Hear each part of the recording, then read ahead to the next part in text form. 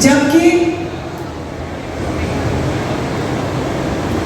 हर commission यही कहता है कि मुसलमान दलितों से बदतर है, पसमंदा है और हम हकदार हैं।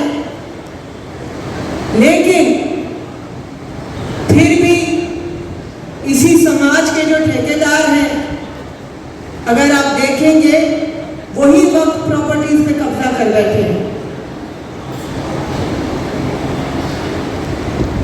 और उस्मान भाई ने, अकबर भाई ने ये जो मुद्दा उठाया है, ये नीड ऑफ द आवर है अभी, क्योंकि हम अगर अभी इसके बारे में नहीं बोलेंगे तो कभी नहीं बोल पाएंगे, क्योंकि सेंटर की हुकूमत नफरत भरी सोच वाली हुकूमत है, जिसने हमेशा मुसलमानों को हिजाब के नाम पे, गोश्त के नाम पे, लव जहाद के नाम पे, ट्रिपल तलाक के नाम पे रोड पे लाया है, हिंदू मुस्लिम करवाया है।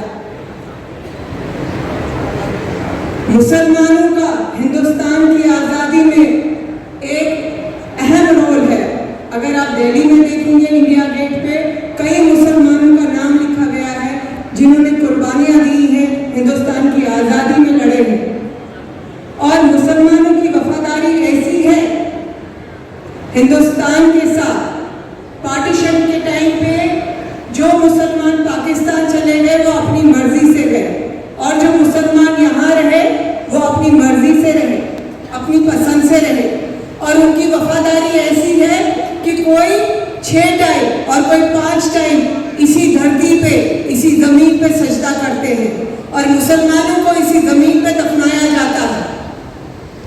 ये हमारी वफादारी है।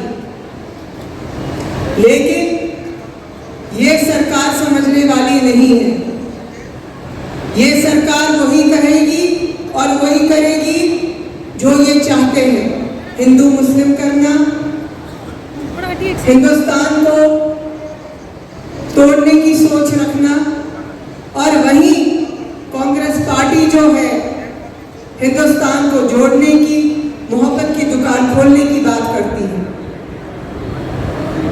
कांग्रेस पार्टी मानती है कि हिंदुस्तान के हैं 4 सिपाही, हिंदू मुस्लिम सिख ईसाई, और इनके बगैर हिंदुस्तान कुछ भी नहीं है। आज अगर ये मुद्दा उठा है, ये कौम जो है ये जागती हुई कौम है, और इसको आप आगे और नहीं जगा सकते, क्योंकि ये कौम जो है दावतों में मुबल्लिस है, ये कौम जो है शॉपिंगों में मुबल्लिस है। इस कौम को ये भी एहसास नहीं है कि कल को हमारे बुजुर्गों को, हमारे वालिदैन को, हमारे अजीजों को, मुर्दों को कब्रों से निकाला जाएगा और कहा जाएगा कि तुम्हारे पास इस कब्रिस्तान के पेपर नहीं है तो ये इल्लीगल है, उठा के इनको बाहर फेंक दो। अब अगर हम आवाज नहीं उठाएंगे, कल को हमारे को 2 गज जमीन नसीब नहीं होगी। और मरहबा और सलाम उस्मान भाई को, अकबर भाई को, जिन्होंने ये मुद्दा उठाया, इस कौम को जगाने। एक चेयरमैन को देते, ऐसे आदमी को देते जिसको औकाफ के माने ही नहीं मालूम, ऐसे आदमी को हमेशा चेयरमैन बना के लेकर आते। तो आप निकाल दे कीजिए, वक्त वोट बनने से लेकर आज तक मैं पहले सुनता था 1 लाख एकड़ जमीन वोट किए, बाद में सुना 70,000 एकड़ जमीन वोट किए, अब आजकल सुन के 20,000 एकड़ जमीन वोट किए। तो ये जो कब्जा जो है कमेटी में, ये ऐसे लोगों का कब्जा है जो खुद औकाफ की जमीन के लैंड बराबर है।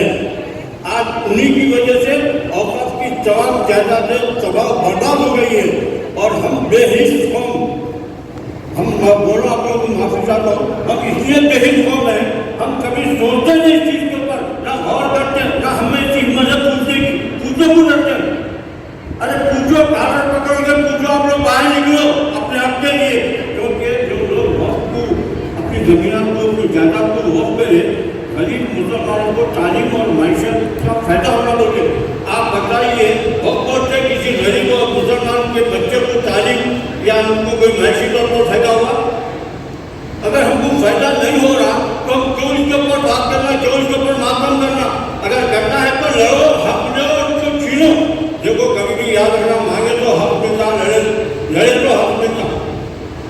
मांगे से भीख मिलती, तो भीख के नजरिया से बाहर निकलकर अपने हक के लिए लड़ना सीखो आप लोग। जब तक आप लोग सामने आकर नहीं लड़ेंगे, ये हम चलेंगे, हम बोलेंगे, बात करेंगे, इससे कोई होने वाला नहीं है। आवाम को जागना चाहिए। आवाम जब तक सामने नहीं आएंगी तब तक कुछ होने वाला नहीं है। और दूसरा इशू है माइनॉरिटीज राइट। भाई माइनॉरिटीज का राइट कैसा मिलता?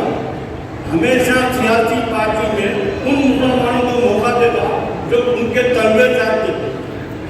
मिनिस्ट्री भी उन्हीं लोगों को देते जो या तो गुलाम होना या कम से कम पैसे के तौर पे वो आना। जो हम के हक के लिए काम करना है उनको तो सरकारें देती नहीं कोई सियासी पार्टी।